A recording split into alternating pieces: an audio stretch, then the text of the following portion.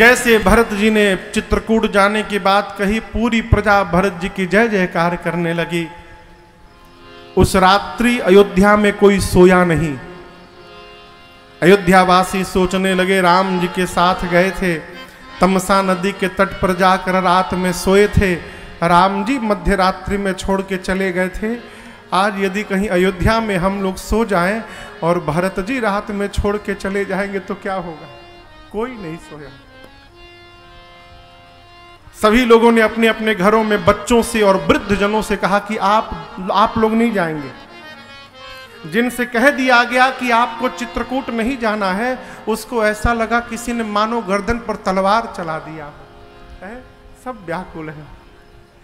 पवित्र सेवकों को बुलाकर भरत जी ने अयोध्या के रख रखाव का भार सौंपा। किस पर? सेवकों पर। कौन सेवक? जे सपन हूं निज धर्म न डोले। गुरु जी से भरत जी ने अनुमति मांगी, गुरुदेव आज्ञा मिले तो हम अभिषेक की सब सामग्री ले ले। आप वन में चलते गुरु जी पहला काम करिएगा, जाते जाते भैया का राज्याभिषेक कर दीजिएगा। ये झंझट ही समाप्त हो जाएगा कि कौन राजा है। गुरु जी बोले, बहुत सुंदर पुत्र, सब सामान ले लो। भरत जी पूरी सामग्री लिए, पालकी में माताओं को बिठाएं, सुंदर रथ पर गुरुदेव भगवान को बिठाएं और पूरे समाज को लेकर भरत भैया अयोध्या से चित्रकूट की ओर। अरे भरत चले चित्रकूट हो रामा, राम को मनाने। भरत चले चित्रकूट हो रामा, राम को मनाने। भरत चले चित्रकूट हो रामा, राम को मनाने। भरत चले चित्रकूट हो रामा, राम को मनाने। राम को मनाने भैया, राम को मनाने। राम को मनाने भैया, राम को मनाने। हाँ, राम को मनाने, सिया लखन को मनाने। राम को मनाने, सिया लखन को मनाने। भैया भरत चले चित्रकूट हो रामा, राम को मनाने। भरत चले चित्रकूट हो रामा, राम को मनाने दिया। राम को मनाने दिया, राम को मनाने। भरत जी शत्रुघ्न जी सबको भेजने के बाद मन में सोचे कि भैया हमार वन में बैठे हैं, हम भैया से मिलने के लिए रथ पर बैठ के जाएंगे ना। सानुज भरत पया दे जाई। भरत जी शत्रुघ्न जी पैदल चलने लगे। वो तो मां कौशल्या ने कहा कि भरत रथ पर बैठो, तो भरत जी बैठे। पहले दिन तमसा, दूसरे दिन गोमती, तीसरे दिन सई नदी के तट पर विश्राम हुआ और चौथे दिन पूरे समाज के साथ भरत जी श्रृंगवेरपुर पहुंचे। निषाद राज को तो पहले लगा कि भरत जी युद्ध करने जा रहे हैं राम जी से सेना लेकर। बाद में एक वृद्ध बाबा ने कहा कि नहीं, मुझे लगता है प्रेम करने जा रहे हैं। भरत जी के सामने, गुरु जी के सामने निषाद राजगुह उपहार लेकर गए और सामने रखकर धरती पर दूर से दंडवत की। किसने दंडवत किया? निषाद राजगुह ने। भरत जी पूछे, गुरु जी वो सामने जो प्रणाम कर रहे हैं के हैं? वो कौन है गुरु जी? गुरु जी बोले, भरत जी वो आपके भैया के सखा है, केवट है जाति से। भरत जी सुने तो भावुक हो गए।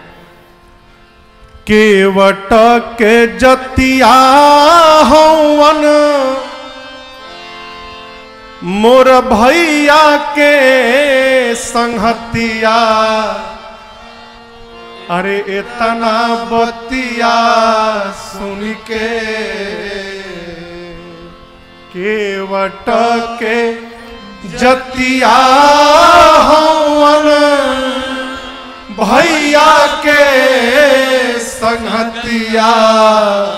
इतना बतिया सुन के भरत जी हो गई अधीर। इतना बतिया सुन के भरत जी रथ पर से कूद पड़े, दौड़ पड़े हो। उनको लगा कि मानो हमारा छोटका भैया लक्ष्मण मिल गया हो। जाकर निषाद राजगुह को उठाकर हृदय से लगाए, मिले एक दूसरे से। निषाद जी बोले कि भरत जी, राम जी रात को यहीं पर सोए थे। भरत जी पूछने लगे, निषाद जी कौन हौवे भूइया जहवा भैया जी रखनी पैया। अरे इतना बतिया सुन के कौन जगह है जहां भैया सुतरनी हमार। अरे कौन हौवे भूइया जहवा भैया रखनी पैया। इतना बतिया सुन के भरत जी गए। अब भरत जी पट के ले सिर। इतना बतिया सुन के भरत जी पट के ले सिर। इतना बतिया सुन के भरत जी दंडवत करने लगे। पूरी रात भरत जी निषाद राजगुह के साथ बैठे रहे। यही बात कहते थे, निषाद जी करम पटकल सफेड़ा पर से। फेड़ा बुझाता, करम पटकल सफेड़ा पर से। अब बीछी मरल समाई दैव चलवले दाव घाव। हम अब के करा से देखलाई। लोग कही कि ढोंग करत बा आ दुनिया हंसी उड़ाई। मोर पीर रघुबीर बिनायब केहू ना पतियाई।